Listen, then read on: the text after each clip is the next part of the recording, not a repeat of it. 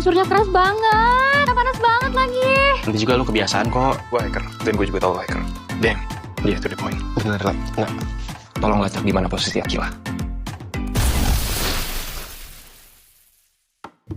Hello guys, kemungkinan besar malam itu juga Harry, Fatah, dan Ole bakal langsung berangkat menuju titik lokasi keberadaan Akila. Yang tadinya Akila berencana menginap di rumahnya Hana. Besar kemungkinan Harry yang bakal kembali mencoba membujuk Akila supaya pulang aja ke rumah, dengan alasan semua orang udah panik dan cemas memikirkannya. Sementara Fatah sepertinya ya kali ini bakal lebih banyak diem, karena sebelumnya Harry sempat minta pengertian agar Fatah memberikan ruang dulu untuk mereka.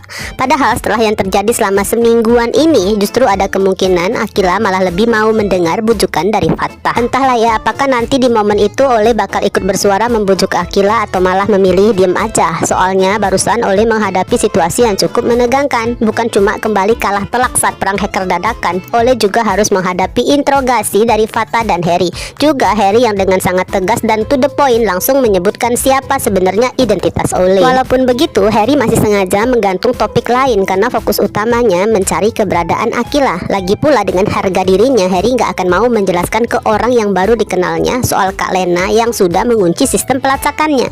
Yang Harry butuhkan, bahkan Fatah pun merasa nggak masalah, yaitu keahlian Ole sebagai hacker untuk melacak lokasi HP-nya Akila. Buat Ole, permintaan sederhana dari hacker yang jauh lebih handal jelas cukup mengejutkannya. Tapi seenggaknya itu jadi pengalihan dari ketegangan topik yang jauh lebih berat tentang identitas dan tujuan sebenarnya. Karena dari semua yang terjadi, Ole sepertinya udah mulai bisa menebak kalau mungkin Harry udah tahu kalau Ole adalah orang yang dulu pernah masuk ke sistem zona bakas. Sementara itu bagi Harry sebenarnya bisa aja yakin kalau Adit akan menempatkan Akila di tempat yang aman dan Akila bakal baik-baik aja. Namun selama nggak tahu lokasi tepat keberadaannya, Harry nggak akan bisa tenang. Selain rasa khawatir yang terus menghantuinya, juga Tante Mayang yang terus menekannya supaya Akila bisa ditemukan secepatnya dan dibujuk pulang malam itu juga. Semua orang jelas nggak mau dong Akila tinggal di tempat yang nggak nyaman, apalagi sampai luntang-lantung di jalanan. Ironisnya, itulah yang sedang dirasakan Akila malam itu guys. Meskipun sejak kecil Akila sering dimarahi oleh Mama Mayang dengan kalimat yang bikin mental Akila terpukul, seenggaknya kebutuhan hidup Akila selalu dipenuhi. Mungkin itu juga alasan kenapa dulu Kak Lydia sering merasa iri pada Akila yang telah diadopsi. Bukan cuma Akila mendapatkan kasih sayang dari dua orang tua angkat, tapi juga hidup Akila berkecukupan, tinggal di rumah yang bagus, punya kamar ber-AC, mandinya air panas, bahkan Akila nggak perlu kerja apa-apa karena selalu ada pembantu di rumah. Sekarang sih rasa iri di hati Kak Lydia udah lama hilang, digantikan dengan kerinduan yang tulus bisa berkumpul keluarga bersama Akila. Ya walaupun untuk mewujudkan itu sepertinya butuh waktu yang masih panjang. Soalnya Akila masih terlalu tenggelam dalam rasa kecewa terhadap banyak orang. Pikiran Akila pun belum cukup kuat untuk memahami alasan di balik semua yang terjadi. Bukan cuma soal kenapa dulu Mama Mayang setiap marah selalu menyebut dirinya hanya anak buangan dan dijual, atau kenapa Tante Angelica nggak menggunakan kekuatan finansialnya buat mencari anak-anaknya lebih keras. Bukan cuma tentang Om Leon yang dulu memilih menyerahkannya. Bahkan rasa kecewa terbesar Akila justru pada Harry dan juga Zara, dua orang yang paling dekatnya selama 3 bulan terakhir. Namun ya, meskipun hubungan itu dibilang sangat dekat, mungkin sepertinya Akila nggak pernah benar-benar memahami karakter keduanya.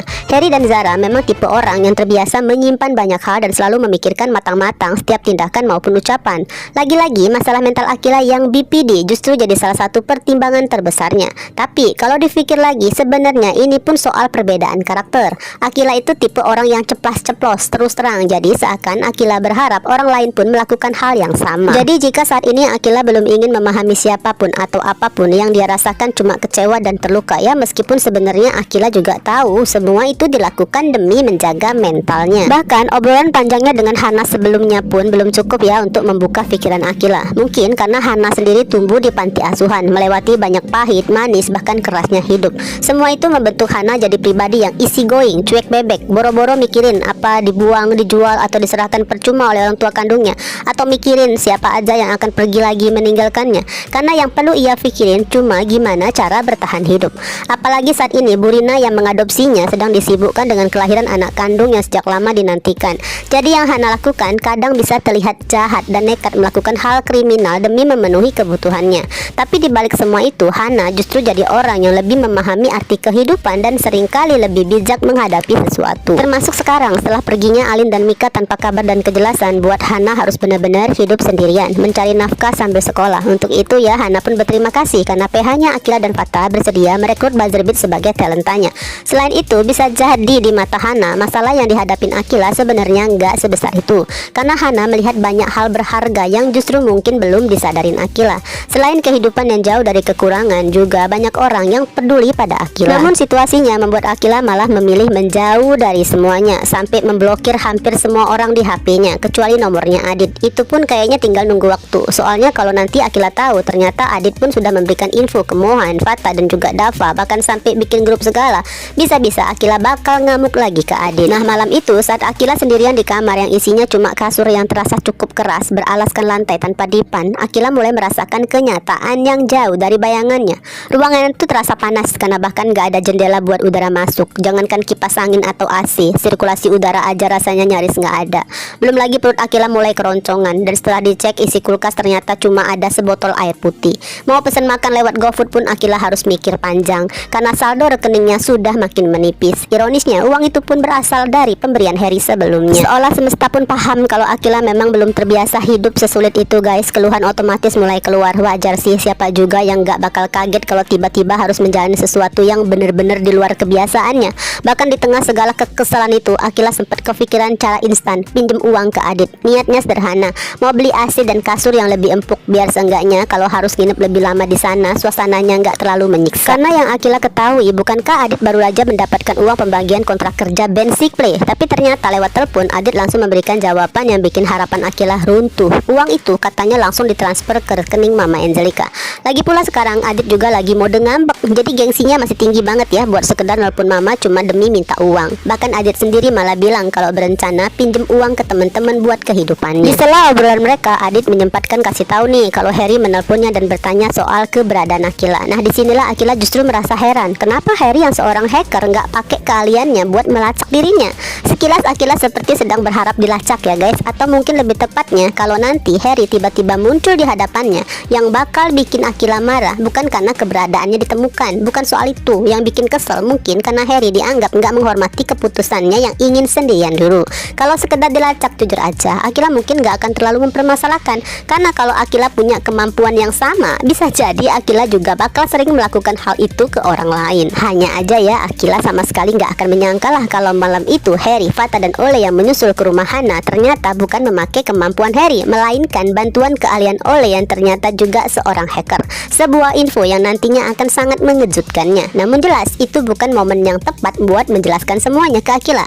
Fokus utama mereka gimana caranya membujuk Akila pulang. Nah bisa jadi ya semua keluhan Akila tadi justru bakal jadi senjata paling ampuh, karena mau gimana pun marah sambil rebahan di kasur yang empuk di ruangan yang sejuk dengan perut yang kenyang terdengar jauh lebih nyaman dibandingkan harus bertahan di tempat sepanas itu. Seenggaknya kan yang penting Akila bersedia ikut pulang ke rumah. Masih belum tahu deh apakah nantinya Akila akan naik mobil Harry yang masih berstatus pacarnya, atau lebih memilih naik mobil bersama Fatah dan Ole dengan alasan toh mereka berdua nggak mengecewakan. Yang jelas nih kemungkinan setelah nantinya Akila masuk ke dalam kamarnya, barulah Harry, Fatah dan Ole mencari tempat lain untuk kembali melanjutkan pembicaraan penting mereka soal identitas dunia perhackeran. Atau bisa juga semuanya ditunda dulu sampai besok, apalagi kan besok masih libur sekolah. Karena yang akan mereka bahas nanti bukan hal ringan. Ole bukan cuma harus memutuskan apakah siap mengakui sebagai hacker yang pernah masuk ke zona bakat, juga yang meneror anggota Sickplay, atau menjelaskan kaitannya dengan Daniel Alferic. Di sisi lain, sebelum memberitahukan tujuannya, yang terpenting Ole juga perlu memastikan satu hal, apakah Harry benar-benar orang yang selama ini dicari, hacker dengan kemampuan yang sangat dibutuhkan Pak Ares. Jadi pembicaraan itu nantinya bukan sekedar berat, tapi juga penuh pertimbangan, karena sedikit aja Ole salah langkah, Ole akan menyesal karena merasa terlalu banyak membuka rahasia penting. Bahkan ada kemungkinan nantinya bakal muncul sedikit kesalahpahaman saat Ole mengetahui identitas Harry dengan julukan Mr. F. Bukankah Ole pernah mendengar nama hacker hebat yang sekarang bekerja dengan Casarius? Kecuali Harry lebih dulu menjelaskan tujuan sebenarnya, kalau semua hal demi membantu Arya Mohan Alferi. Erik. Barulah mungkin Ole pun mulai berani jujur. Walaupun kemungkinan besar tetap gak sepenuhnya terbuka, karena gimana pun Ole masih harus mendiskusikan semuanya dengan Pak Ares. Ole hanya ingin mengikuti arahan agar nggak merusak rencana besar yang sedang disusun. Lalu pertanyaan lainnya ya, kalau nanti Ole udah yakin kalau Harry memang orang yang dicari, apakah Harry dan Fata bakal membahas semua hal ini ke Mohan, Zara, Raisa, atau bahkan Akila? Sepertinya untuk Akila waktunya masih belum sekarang, karena isi kepala Akila udah terlalu penuh, bukan cuma soal keluarga, tapi juga tentang perasaannya. Sepertinya pikiran Akila pun udah nggak muat kalau harus mikirin masalah orang lain juga. Meskipun di sisi lain Akila harus melupakan dulu kesukaannya terhadap hal-hal berbau investigasi, karena duduk satu meja bersama Harry dan Fata aja mungkin udah cukup bikin kepalanya pusing. Apalagi kalau keduanya tiba-tiba seperti saling berebut memperhatikannya. Situasi pun dipastikan akan semakin canggung, karena bukankah selama 3 bulanan ini Akila yang mau sendiri jadi garda terdepan mendorong Fata dan Zara untuk cepat jadian. Ironisnya di saat semuanya terasa terlambat, Akila dan Fata pun mulai sadar kalau perasaan mereka ternyata belum benar-benar selesai. Ya begitulah kehidupan Gen Z guys, rumit, berantakan, tapi selalu bikin penasaran.